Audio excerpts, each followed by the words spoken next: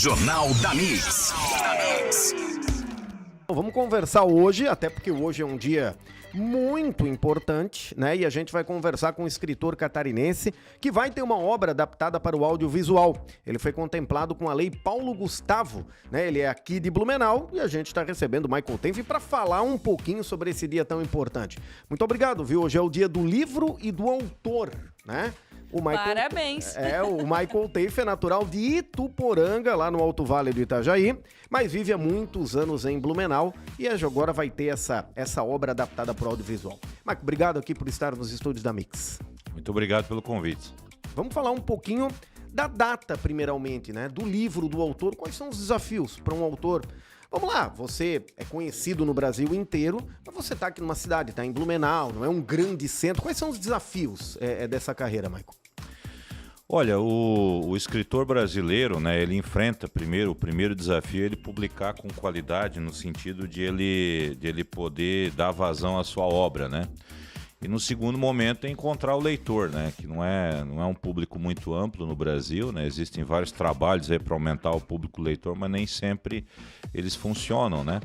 Então é sempre um desafio, né? Mas o maior desafio mesmo é lidar com o texto, né? É trabalhar com a narrativa, no dia a dia, né? Você vai escrever, por exemplo, um romance aí de umas 500 páginas, né? Isso leva tempo, né?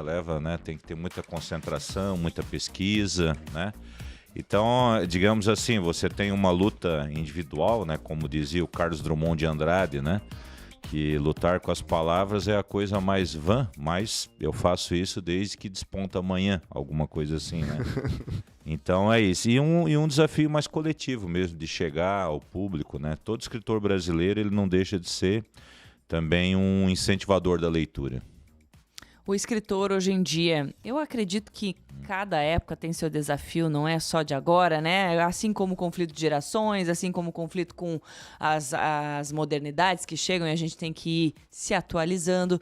Mas para o escritor que traz algo que é de dentro de si, né? Que tem o seu jeito de escrever, que tem as suas referências e bota essas ideias no papel. Lidar com um mundo hoje tão tecnológico, tão digital, que você tem que chamar a atenção das pessoas, não só pela ideia que você está colocando no livro, mas de uma forma que a pessoa se conecte com esse livro e não queira largar. Embora tenha aí os digitais, um Kindle, pode ler no celular. Como é que você vê essa briga? Não sei se é uma briga, mas esse desafio de tentar manter o leitor ali grudado no livro, quando tantas outras coisas chamam mais atenção e sem tirar a tua essência de escrever. Olha, chamar atenção, né? Por exemplo, hoje você tem muitas coisas que de fato chamam atenção, né? E são coisas muito rápidas e muito fragmentadas. E isso está causando alguns problemas, né? Quer dizer, nós estamos começando a enxergar a realidade de uma maneira totalmente fragmentada e superficial, né?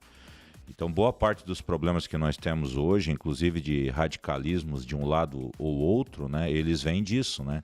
Então, por exemplo, eu costumo dizer, brincando, mas falando sério, né? Faz 30 anos que eu estou lendo sobre o Brasil e eu não consigo compreender esse raio desse país, tá entendendo?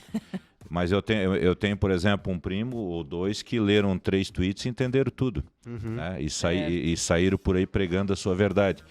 Isso é muito perigoso, né, inclusive, né? Então, por exemplo, o livro em geral, mas um romance, né? Um romance ele é obrigado a te dar a ideia de completude. Então você é obrigado a mergulhar naquela obra e você tem que ter um começo, um meio, enfim, uma profundidade, tá entendendo? E é isso que nós precisamos nos dias de hoje, se for para a gente falar em questões cognitivas, né? Claro. Então a ideia, por exemplo, de que o livro ele estaria competindo com, sei lá, um TikTok, alguma coisa assim, isso é uma falácia, porque nunca na história da humanidade você teve uma maioria de pessoas que tiveram acesso ao livro. Você sempre teve uma minoria, né? Inclusive no passado uma minoria, mais minoria, porque as pessoas não sabiam ler, né? As pessoas não eram alfabetizadas, né?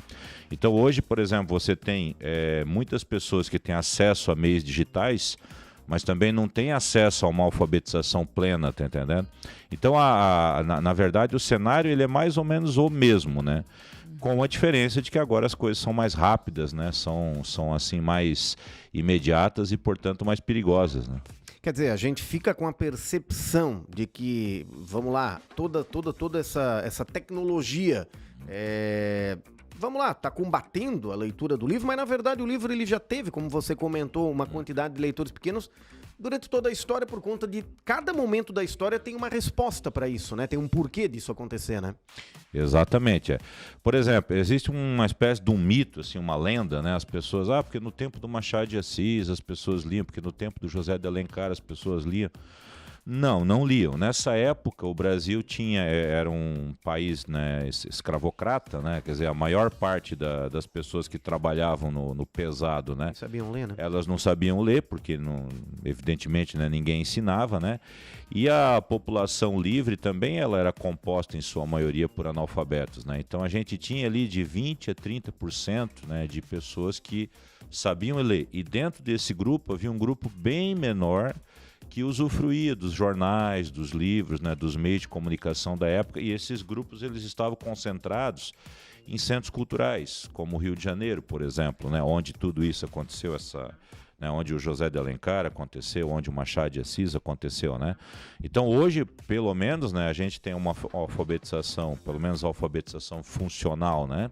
Ela é mais plena, né? Então a situação, digamos, se for para você comparar, ela seria até melhor hoje, né? Só que hoje, por exemplo, né, antes você tinha os analfabetos, né, que eles sozinhos, né, os analfabetos radicais, digamos assim, né, eles não podiam muito. E hoje você tem os analfabetos digitais, né, que é uma legião, como disse Umberto Eco, esse semiólogo italiano que já morreu, né, que foi assim o encontro dos imbecis, né?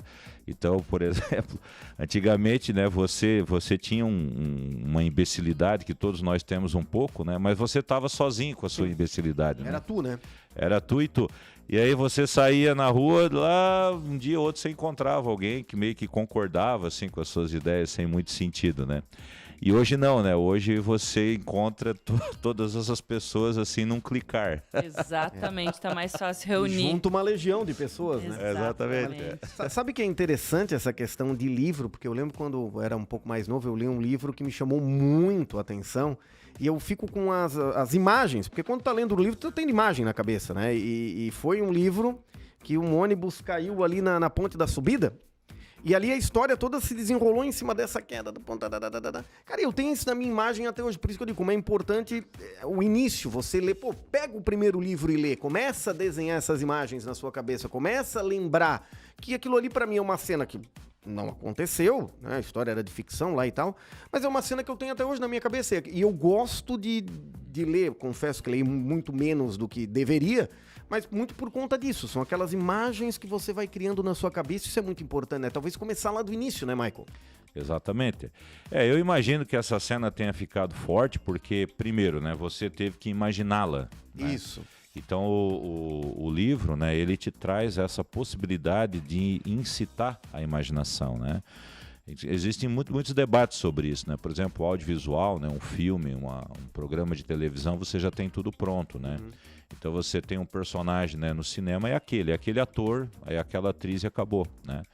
E na literatura, né, você tem que criar o seu próprio personagem, né? Isso causa uma profundidade e depois vai ficar na memória, né? Se o livro for bom, se você gostar da experiência, certamente vai ficar muito mais vivo na memória do que um programa trivial na televisão. Sim, até por essa profundidade que você acabou de citar, né? Como você se envolve muito mais com aquilo que você está lendo, você acaba guardando isso num lugar bem especial aí do coração. Mas, Michael, vamos falar da novidade, né? Que você vai ter uma obra, então, agora adaptada para o audiovisual, um projeto que foi contemplado com a Lei Paulo Gustavo de Blumenau. Conta pra gente que livro é esse, o que vai acontecer, como é que é? Pois bem, eu estava falando de cinema, né? Eu também sempre gostei muito, né, da imagem, né? Porque uma coisa também não exclui a outra, né? Então o cinema ele é um complemento, né, da literatura.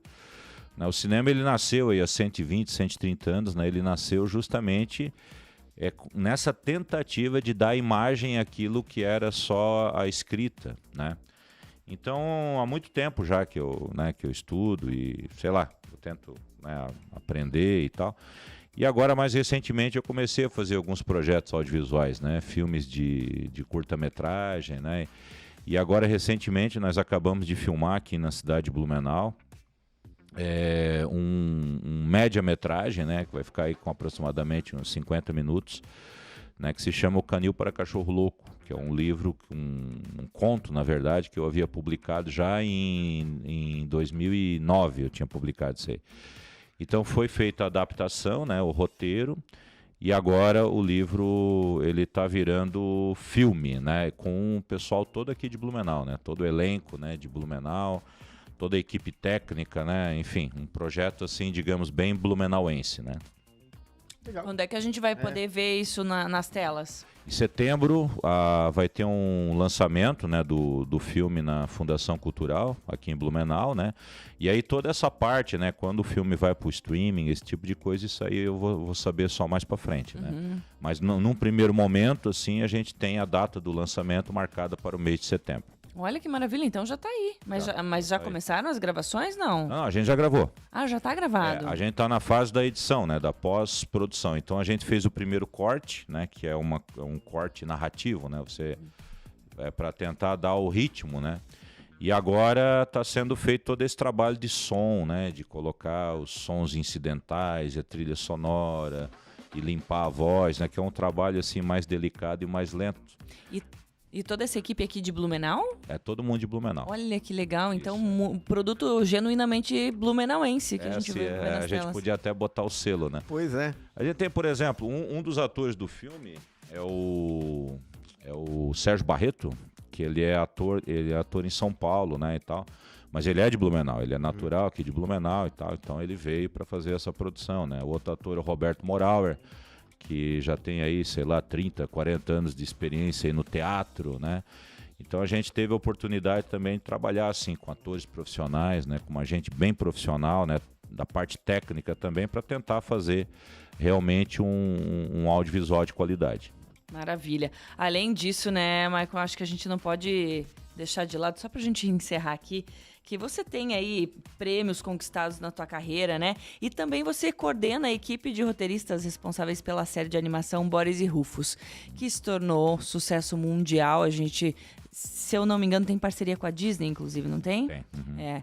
E como é que é esse trabalho também, né? Poder atingir um público infantil, que eu acho também que dá pra gente acompanhar o Boris e Rufus, que é bem legal o desenho, né? Como é que é coordenar essa equipe, a criatividade desse pessoal e manter tudo numa unidade? Pois então, ó, já que a gente tava falando, né, desse negócio de Blumenau, né, eu falo para as pessoas assim, as pessoas ficam meio espantadas ou até incrédulas, né? A gente tem esse desenho animado e ele é todo produzido aqui em Blumenau, com exceção do áudio, né, das vozes, né, dos atores, né? Isso é feito no estúdio em São Paulo. Né, por causa da questão justamente do material humano mesmo, né, de você ter esse tipo de profissional que faz, né, a produção original das vozes, né, mas todo o restante é feito aqui em Blumenau, né, desde a concepção, os roteiros, o storyboard, o animatic, né, a animação propriamente dita, né, que é um trabalho mais braçal feito pelo Bell Studio, né. Então, já desde 2016, né, nós estamos trabalhando, né, com esse desenho animado, né. E é bacana, assim, porque você também tem que... É um desafio, né? Você criar uma história que ela tem que acontecer no espaço de 11 minutos, né? Tem que ser uma história divertida, tem que ser uma história, assim, empolgante, né? E, ao mesmo tempo, tem que ser uma história adequada para aquela faixa etária, né? Então, é realmente, assim, muito estimulante, né? Hoje o desenho, ele passa... além de passar aqui no Brasil, né? Em português, claro, ele passa nos países de língua espanhola... Né, do México para baixo, ele já passou em todos os países, né? Olha só, Argentina, Chile, sei lá, Guatemala, assim, os países menores, os menos falados, né? Ele tá em inglês também, tem alguns episódios em alemão, porque nós fizemos aí um episódio de Natal, que inclusive se passa na Vila Germânica, né? Daí esse episódio ele foi traduzido pro alemão também, nessa parceria aí que a prefeitura tem, né? Com outros países, né? Tá em umas coisas malucas, assim. Ele tá em tailandês, Caramba. por exemplo, vietnamita. Olha só. temos que achar essa versão aí pra ver como é que fica o Boris e Rufus. Russo. É muito engraçado ver os personagens falando russo, né? Isso aí eu acho que dá pra encontrar no YouTube. E até numa língua chamada Tartaristão, que eu nem sabia que existia, né? Fiquei Que sabendo agora também. É um tipo de russo, assim, um variante do russo, né? Sim. Então é muito interessante, né? É muito bom participar desse projeto, né? E saber que o desenho está sendo visto aí em outros rincões. Que maravilha. Prazer ter você aqui, Maicon. Que bom receber o autor no Dia do Autor aqui, né? E falar um pouquinho de obra blumenauense com equipe blumenauense. E vamos aguardar, então, aí a estreia do livro, né? Que vai pro cinema. E que a gente quer ver aí o Canil. O Belmiro fica pulando texto, daí eu fico fugindo aqui. Desculpa, que eu tô já montando o próximo Canil pra bloco. cachorro louco, né? Exatamente, Canil para Cachorro Louco, que é um conto, né? Ele tá num livro chamado Casa Velha Night Club. Aí esse eu digo pros ouvintes, né? É um livro para gente grande, né? Para adultos, né? E esse filme, então, que já está filmado, né? Só falta agora finalizar a pós-produção, estreia em setembro no cinema perto de você, lá na Fundação Cultural. Adorei. No cinema perto de você, na Fundação Cultural. Maicon, obrigada mais uma vez, viu? Obrigado. Valeu. Jornal da Mix, oferecimento, as aulas já iniciaram. Comece agora a sua graduação na Uniaselv, o EAD mais perto de você. Toyota agora é Barigui Tarpan, a sua concessionária Toyota para Blumenau e Rio do Sul. Para poupar ou investir no futuro é simples, escolha a Cressol e Cooper Super. Compre online em minhacoper.com.br. Mix!